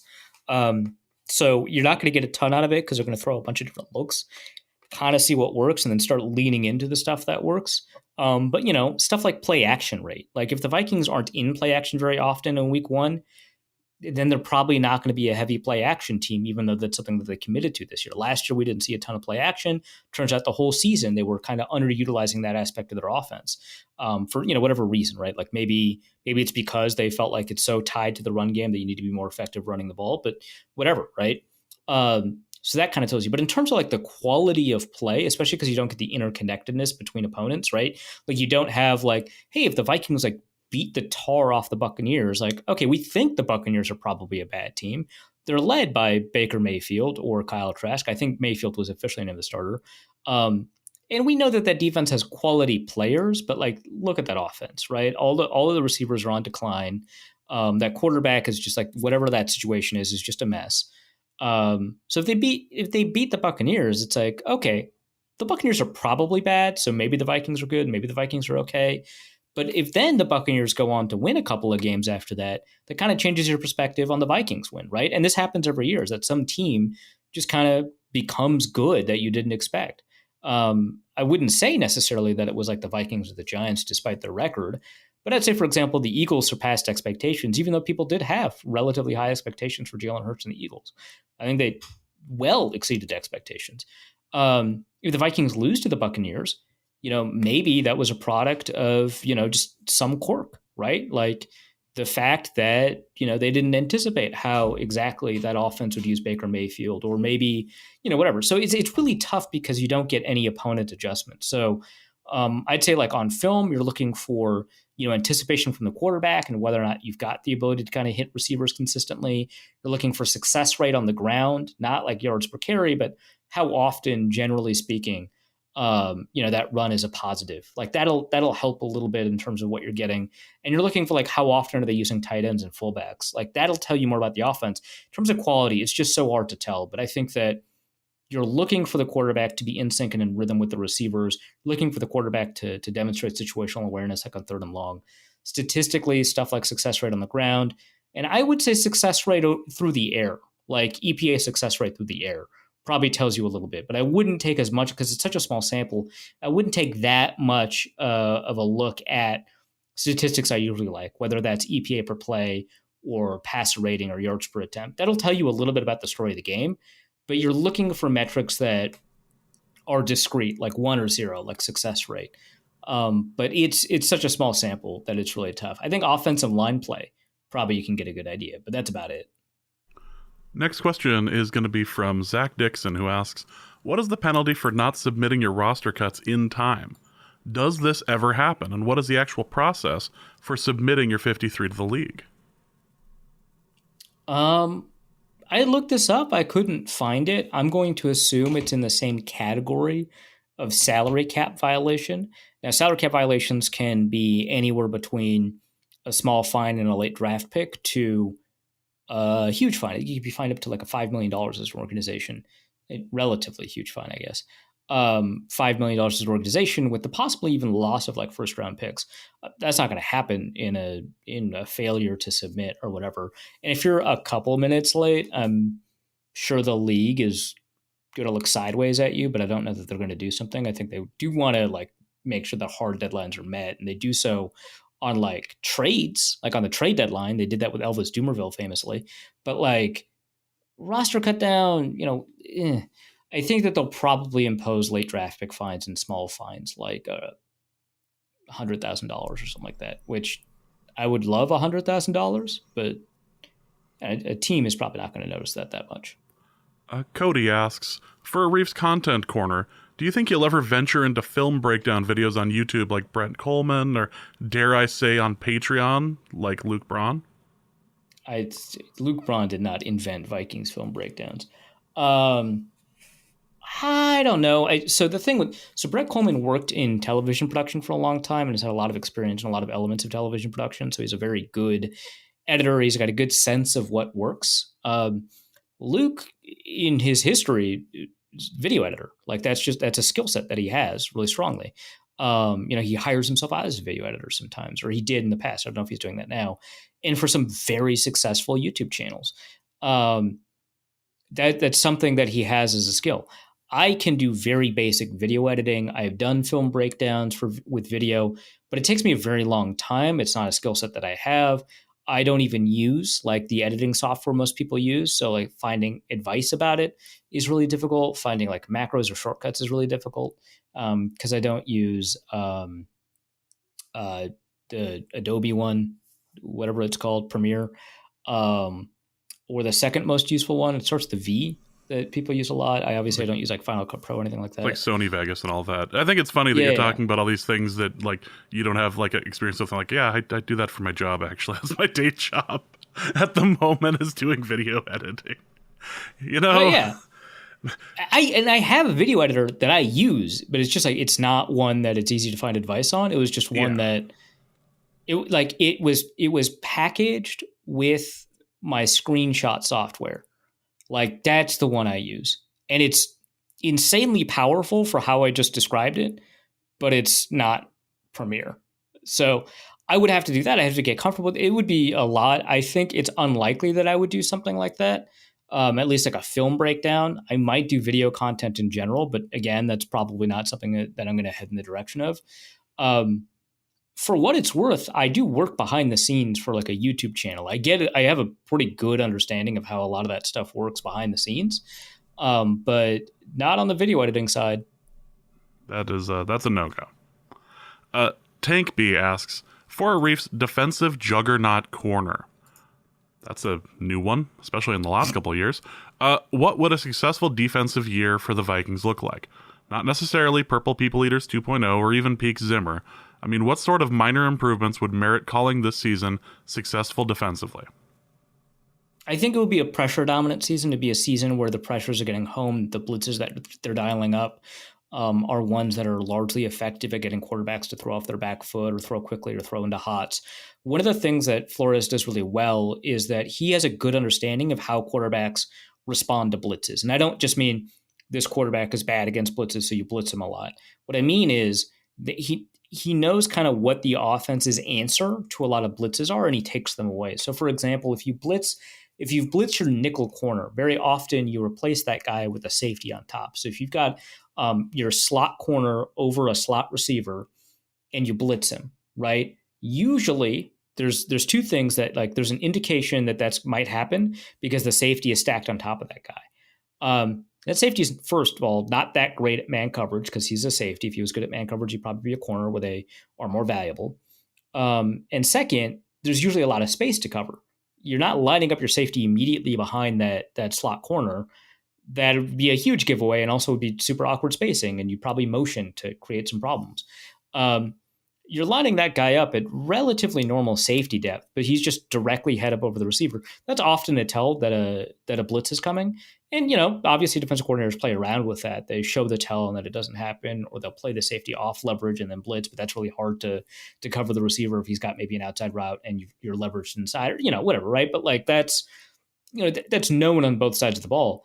But like Flores will know for that in this situation, this offense, this quarterback does throw into the blitz, which is the most common response. But we know that this quarterback, this offense throws into the blitz, throws at the slot receiver who will adjust his route against that nickel blitz. And instead of running the route he was going to run, which, may have been a drag route, may have been, a post or a skinny post, right? It may have been, a seam or a bender, right? He's going to turn that into like a stick, or he's going to turn that into a smoke.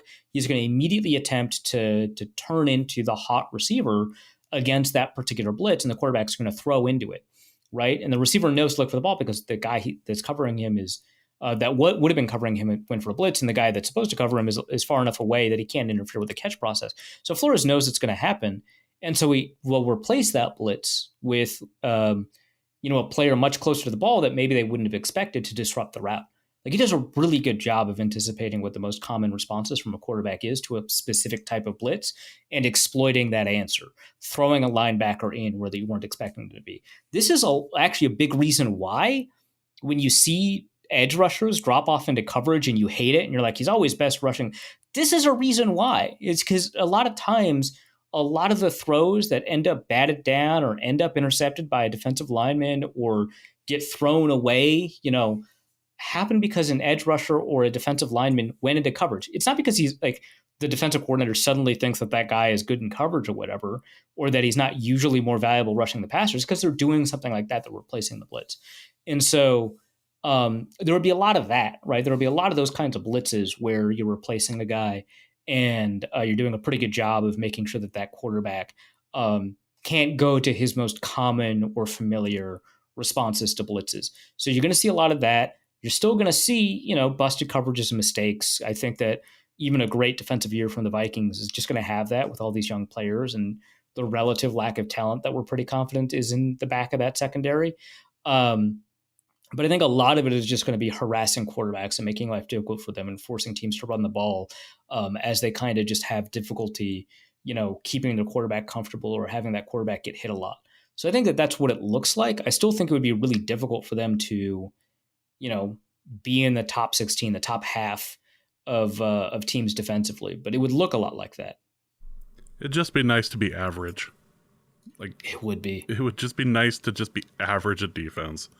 Also, from Tank B, for Arif's car repository corner, have you considered building an Amish barn to avoid further towing issues?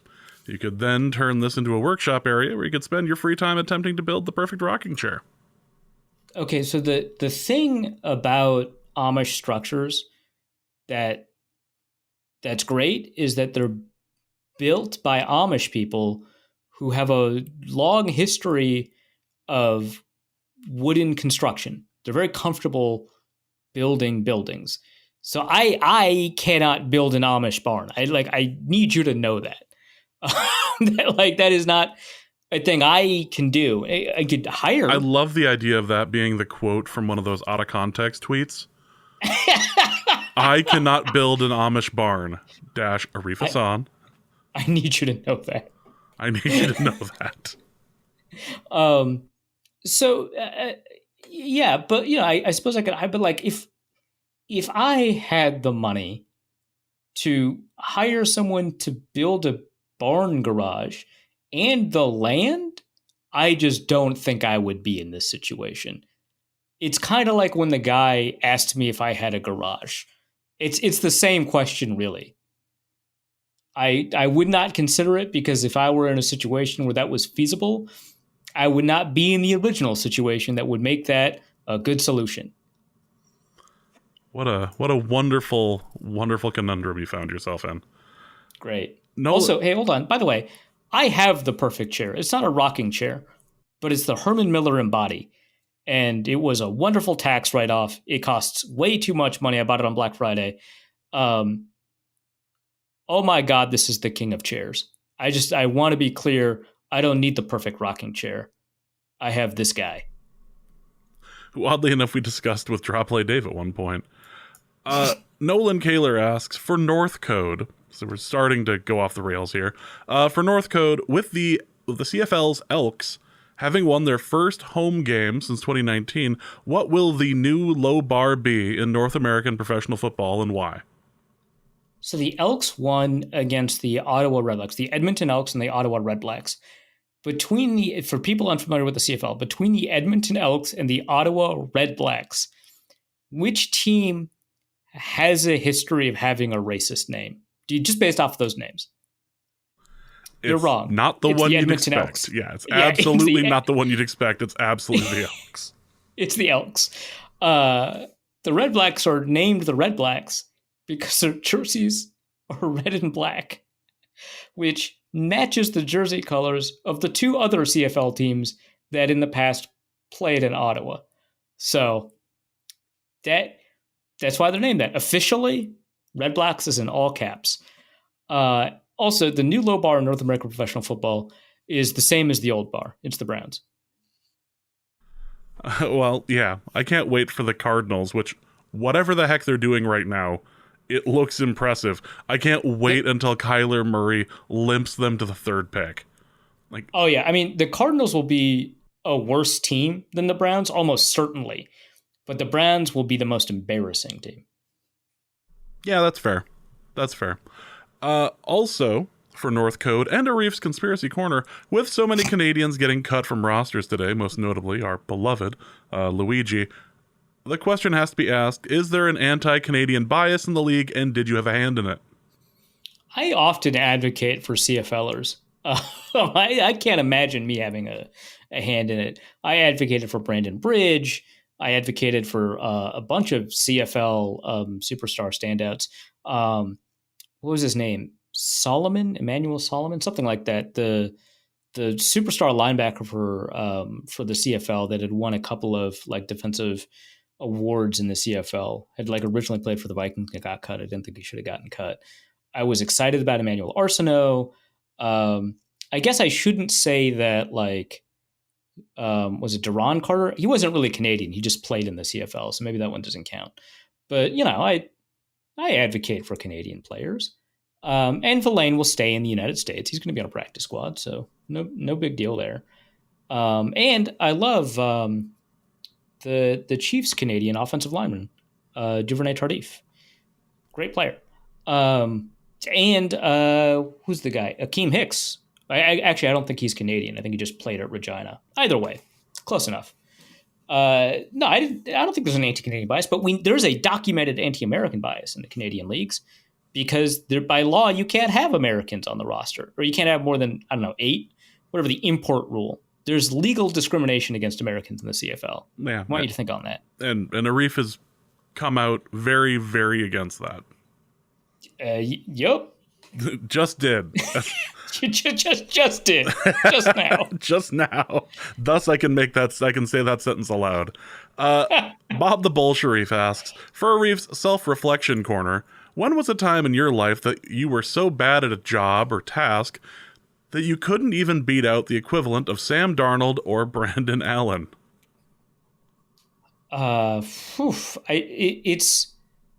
It's a feeling that I know I've experienced a lot in my life, but just like when you ask me about, hey, Arif, what are your biggest draft misses? Blank. My brain is protecting me at the expense of all of you from knowing this, because I know that feeling like, oh, I am beyond incompetent at this task. That guy is better than me? That's rough. I know that guy is definitely bad at this. But for the life of me, like large scale like jobs, not really. Like I was not great at my lobbying job in politics. I only had that for a couple of years, but like I quit. I didn't get fired, right? I just there was too much, right? So I was a pretty good debate coach. Like there's not a lot of jobs, but like tasks that like people are like, hey, can you handle this? Or like informally among a group of friends, like my job is this. There's a lot of areas where I'm just bad at stuff, and I'm not allowing myself to think about that. I worked at the TCF Bank when I first moved down to Minneapolis, or rather St. Paul. I worked at the downtown branch in the Skyway in St. Paul, which is notable because it was the only TCF location that was not open on the weekends. So all other TCF employees hated us because we never had to work weekends. And I was not a good teller. I was good at everything else. And I was good at signing my name 8 million times a day because that's all you do as an introductory teller. You're basically there to like make sure that the count is like right as it's being done in front of you. But like I was not a good bank employee. I was poor, and it was time for me to leave. As it turned out, money was not where I belonged. Which a theme in your life. A theme as it turns out over periods of time. Yes. So that was my thing. I don't know. I've actually had a job interview where I went into the interview and apologized and left halfway through. It was like, nope, we're good. That's incredible. In my defense, the job that I was being interviewed for, the posting of it was completely different from the way they were describing it in the interview. It was basically like a 95% split on something in the posting, and then it was in the actual interview itself. Oh no, somebody must have got that wrong. It's actually this, and it was the exact opposite. It's like, oh, well, that's horrible. I'm gonna go. You guys have fun, and I'm gonna go leave awkwardly, as one does. Yes, as one does. Let's go to Ingram's Left Foot, who asks, the Locked On appearance came off as way too cheerful and collaborative. When will the Hassan cut come out, and what types of hints can you give me about the added content? All these directors are like talking about their own individual cuts. It's not just the Snyder cut anymore, right? Like there's like discourse today about like another director talking about his cut of the movie, and it's like 3 hours long. It's Jesus. No, I just feel like Luke and I have a common enemy sometimes, like in in some episodes of the show, like we have a common enemy and we go after that instead of each other. Well, Luke doesn't really come at me all that often. It's mostly responsive. I usually go at him. But like, a lot of the time it's me versus him. But sometimes we're just like, Sam, you're wrong. And we just dig in on him. Or, man, I can't believe Peter Bukowski tweeted that. Let's talk about that for like 20 minutes. So like it'll come off as jovial, but like you understand that these are allies of convenience, right? Like there's no love there. There's nothing between us. It's merely a method of accomplishing our goals, which among the infinite scope of life contain these mere finite points where they touch upon each other and converge in the same direction. There are moments. They are There rare. are moments. Also, why didn't the Vikings make a play for Lance? Did the full safety room prevent the Vikings from taking advantage of his floor? Extremely full safety room, as it turns out. No, I mean, I think Kevin O'Connell basically said it, and when he was just like, "Yeah, you want to develop the quarterback that you have, you'd be kind of ashamed to give up on this guy." That's pretty fair. Also, Trey Lance did lose his job to Sam Darnold, so it's a pretty big signal. Yeah, I mean, it very much seemed like the Vikings, after drafting Jaron Hall, weren't even entertaining that. Like Kevin Seifert tweeted out that the Vikings were just not in the Jaron Hall sweepstakes. So, yeah, I'm not shocked, I guess. Well, the Trey Lance sweepstakes, not Jaron Hall. Sorry, the Trey Lance sweepstakes. But yeah, I mean, the Vikings have 6 safeties that they like. They've got 3 quarterbacks that are probably better or something. So not hugely shocking. Like it would have made sense, right? Because you don't have Kirk Cousins under contract next year. So like there's this like developmental aspect to it where it's like, hey, we might be able to have him compete with the quarterback that we draft next year or something. But I get it. Maybe Dallas is where he turns it around. Yep. Yeah, yep. No, that's not how that's going to work. A second jet has hit. Drew Bledsoe asks, for the NFL table reading corner, what is Arif's part for the 104th NFL season, and how much of it will be shirtless? So I was going to say I'm like kind of over the NFL is scripted joke. Like I'm kind of bored of it, but that commercial was very good. So it lasts a little bit longer now. If you're unaware, there's a commercial where they joked about the NFL script, but they had a table reading with wasn't Jordan Peele. Key. What's his first name? Michael Keegan Key. Michael Keegan Key. Yeah. Essentially doing the script reading or managing the script reading. It was excellent. Yeah, I don't think I would be shirtless. I think Cousins has embraced what that looks like for him, and that works in terms of like the overall image he wants to get across, that he's like dorky. I don't know that me shirtless would encourage any particular brand of mine. Other than like if you had finally secured a deal for body pillows and all of that, but see, that is not a brand of mine. That is a meme that you're trying to force. That's different, very different. I don't know how much Please I'm forcing God. it here, but I did look at one earlier today. Let's go to Logan. This is more about you than it does me. It actually really does. Logan Bolsharif asks, what is Arif's Minnesota State Fair strategy? I don't know that I like have a set strategy every year. It's just before I go, I take a look at what they have and where it is, and it's really important to look up where it is. Like you can read like, hey, they've got funnel cake beer. They probably have it every year, but they've got funnel cake beer. I'm going to put that on my list. And like you could like have it on your to-do list, or you could have a general idea of what you want, but you should know where it is, which will allow you to kind of plan out your route. But for the most part, it's just like pick up root beer every hour or so at a different stand. I do have a favorite root beer stand, but most of it's good, so it doesn't really bother me. Make sure that and so the only like year-to-year things that I do is that in the second half of while I'm at the fair, at some point in that second half, preferably a little bit later on, I'm going to get a deep fried candy bar. And at the end, I always finish it out. So this is like the thing that I do at the end every year. I always finish it out with like that bucket of Sweet Martha's. Like and like the bucket, not like a couple, but like and you take home the bucket. Um, it's a great way to finish out the fair. I usually don't get the milk. Sometimes I do. But it's, I think, a great way to end it. But I usually like try to get like bacon on a stick. I like the fried alligator. I always seem to like, because of just where I enter the fair every year, I always seem to start out pretty close to it, which is also close to the corn. So it's usually where I start. But most of the time, like on the way there, I'm like looking up stuff I want. Like, oh, I want, the s'mores beer. So I got to make sure I know where that is. Oh, I want, this thing here. I want, hot dish on a stick. Right. So I'll know where it is. And by the time I actually get there, I'll have like a rough idea of what I've got planned out. I assume people go to the fair for non-food related reasons too. Why? I mean, music, fine, but like, why?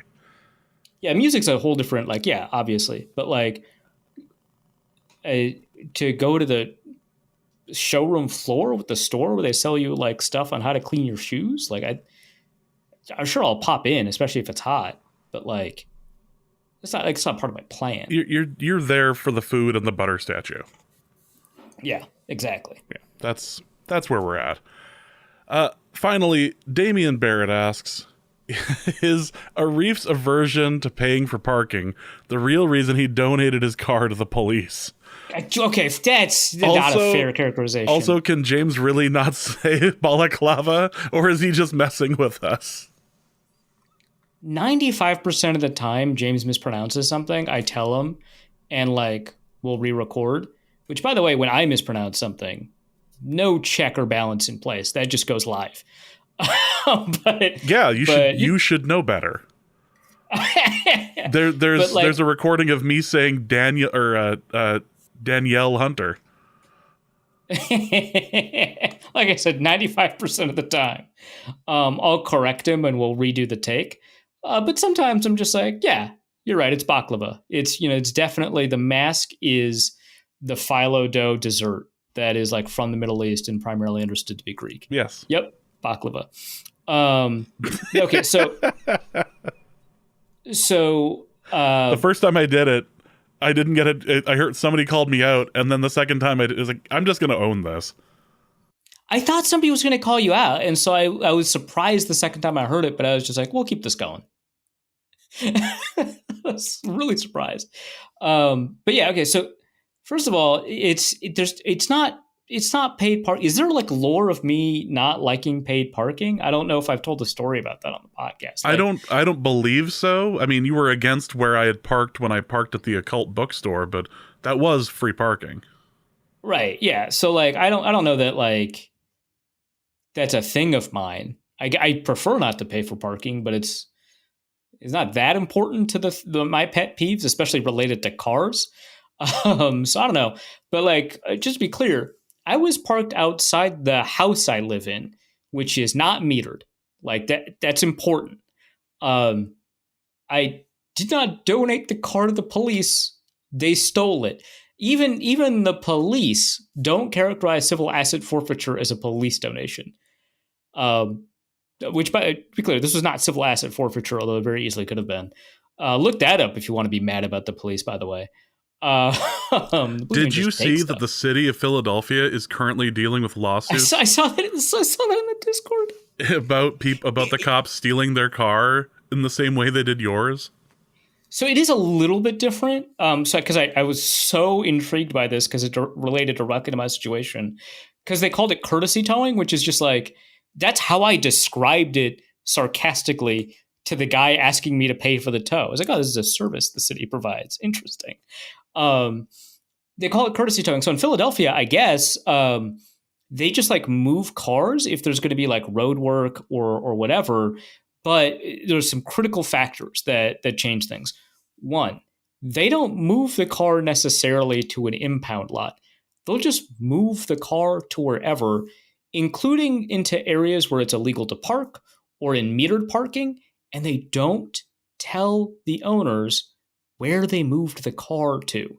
Like, importantly, I just went to the Minneapolis Impound website and looked up my car's VIN, and it was there. Like that's like I would have liked for them to tell me, but it wasn't very difficult information for me to find. In Philadelphia, that's not a system.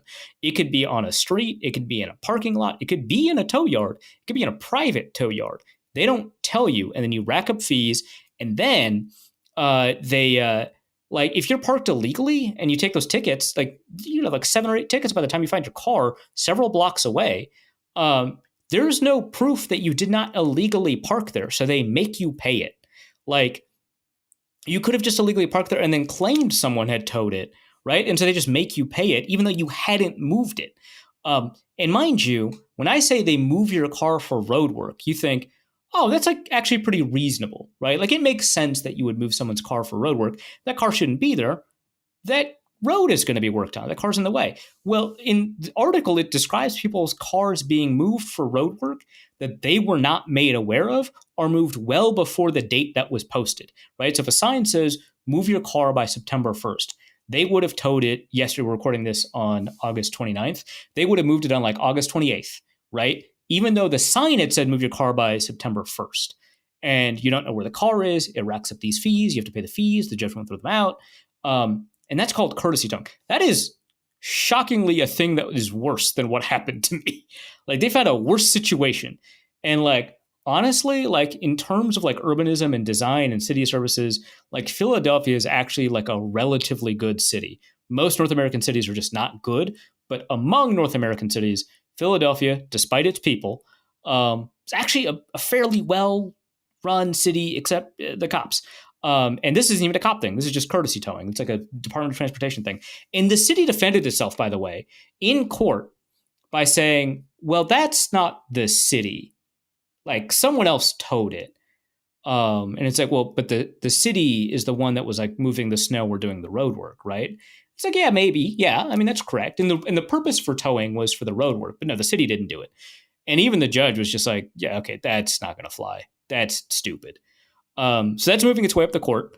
But it does not actually relate to my case, infuriatingly enough, as much. But I still think that what the cops did should be illegal. And anyway, by the way, update on my car. So a couple of days after they got it out of the tow lot, they informed me that they got my car out of the tow lot, which I feel is like an unnecessary delay. They could have just told me. Because they told me they were gonna pay all the fees up until it's no longer reasonable, which they estimated to be about the 24th. And I was like, how much am I gonna owe the city for them forgetting to not delete my car from the system? Like, how much am I gonna owe them for that? So I don't know. There's got to be a way I could look that up, but they said that my understanding is that they paid all of it. I'm going to clarify. I'm going to figure it out. But like, I found this out today. But they got it a couple of days later, and they gave me a link to this tracker, and it's like the Domino's pizza tracker. But like, I also, just like the Domino's pizza tracker, I also don't believe it. I don't think Joan is putting the pizza in the oven at the exact time the tracker says. I don't think my car is being put into the oven like when the tracker says, right? It's got like, it's exactly the same shape as the Domino's pizza tracker, like that little, like that long oval, right? Cut into 4 sections, just like the Domino's tracker. And mine's still in the first section. And if the car starts getting worked on, does somebody like put something in a system and that updates the tracker? Do they update the tracker at all? Like, I don't know. That feels non-intuitive, but it does have an ETA. Like the Domino's tracker, ETA, 28 minutes. Fantastic. That is when I expect my pizza. That is why I ordered it at the time I did. Great. The ETA on my car is November 24th. Yeah. They should just total that.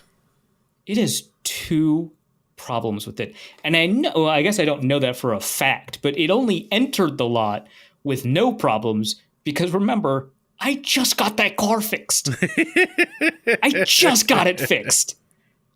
They went through everything. They found new problems with the car and fixed them. Like, they did everything. They were like, oh, the latch is busted. We'll fix that. Oh, the bumper's a little bit broken. We'll fix that. And it's like, that's fine. I'm not paying any more for that. I'm already up to my eyeballs in the deductible. So go ahead. But that is going to take longer, and I would like it back. I don't care about the bumper. I know legally you can't give it back to me without fixing that bumper, but let's not care about that. Give me the car. They didn't, right? They fixed the bumper and they repainted. So I know they have like fixed everything in the car. So the only two problems that I'm aware of are the window and the steering column. And I know they haven't found any new problems because the tracker's not updated. November, it's a window and a steering column. Like, I don't know how difficult it is to replace a steering column. I imagine it's not easy, but 2 months is like pushing it. And I know the glass only takes 2 days because I had already booked an appointment for the glass. And it was 2 days from when I booked it. Like, that one's easy. I don't know, man. This is crazy. So, so by the end of it, and I assume maybe beyond all reason, that's going to be updated to a more reasonable time when they do like official diagnostic or whatever, and they can really figure it out. Maybe that's a placeholder. I hope to God it is. So if we assume that it is, right? Or if we assume that it isn't, right? If we assume like, I guess that's not the worst case scenario. I could just not have it again. But like, by the time I get that back, because this is not the first time I've brought my car in for repair, right? Or the second, describing the first one a little bit ago. I will have had that car approximately in my possession for as long as it's been repaired. Like that car was not bought that long ago. Like, it is brutally bad. And insurance has now paid more for the repairs of this car than the Kelley Blue Book value of the car, which is more than if I run it through like Carfax because, it's been repaired a lot. It's going to be worth less. So I don't like, the insurance should just declare it totaled and cut me a check, and I can just get a newer car that costs more upfront and less later, because I've paid so much money to take care of this car that I hate. Boy, it's a darn shame that you donated your car to the police like this. God damn it. At least if you donate it to Cars for Kids or one of those schools or whatever, there's like a tax write-off element. Not worth it, but there's at least a tax write-off. The police, there's no tax write-off to that. No, there's absolutely not. All right, that's going to be the end of this episode of North Code. Hope you guys have enjoyed it. Arif, what do you have to plug? So I've got my longer thoughts on the 53-man roster, players that they could pick up, my estimates of who might make the practice squad, which are just, it can be as wrong as my 53-man predictions were. Over at the Wide Left Substack, I also got my thoughts on the Cardinals game. I'm going to have a piece coming next week on Brian Flores and blitzing. I've got a piece coming up soon on TWSN about like players that were like mid to late round picks that I really liked throughout the preseason. And at some point, I'm going to write a piece about all the rookie quarterbacks that played in the preseason and how they played. I've already got half of that written. It's a ton of work because it turns out there's like a lot of rookie quarterbacks for some reason. Don't know why. Not going to look into that. But there's a ton of stuff over there. You can subscribe at wideleftpost.substack.com. It's $7 a month, $64 a year, or you can pay more than that if you want. I would love for you to do that. And I've been getting a ton of positive feedback on people who've subscribed, which is really great because I did not tell people I was going to post every day, and they are not asking me to, and that is wonderful. Well, that's going to be it for this episode of Norse Code. Hope you guys have enjoyed it. The next episode you will get from us will be the first episode right before the new season begins. Probably put that out on the right after the Thursday night game to open the season. So, for Arif, my name is James. Thank you guys so much. And please remember that you should probably just put that in a garage next time. And we'll be back soon. Norse Code is the largest and only division of Norse Code LLC. You can find Norse Code on the Daily Norseman, SB Nation's Vikings blog, at dailynorseman.com. You can also find it on iTunes, Apple Podcast, Spotify, Stitcher, Google Play, and wherever fine podcasts are aggregated.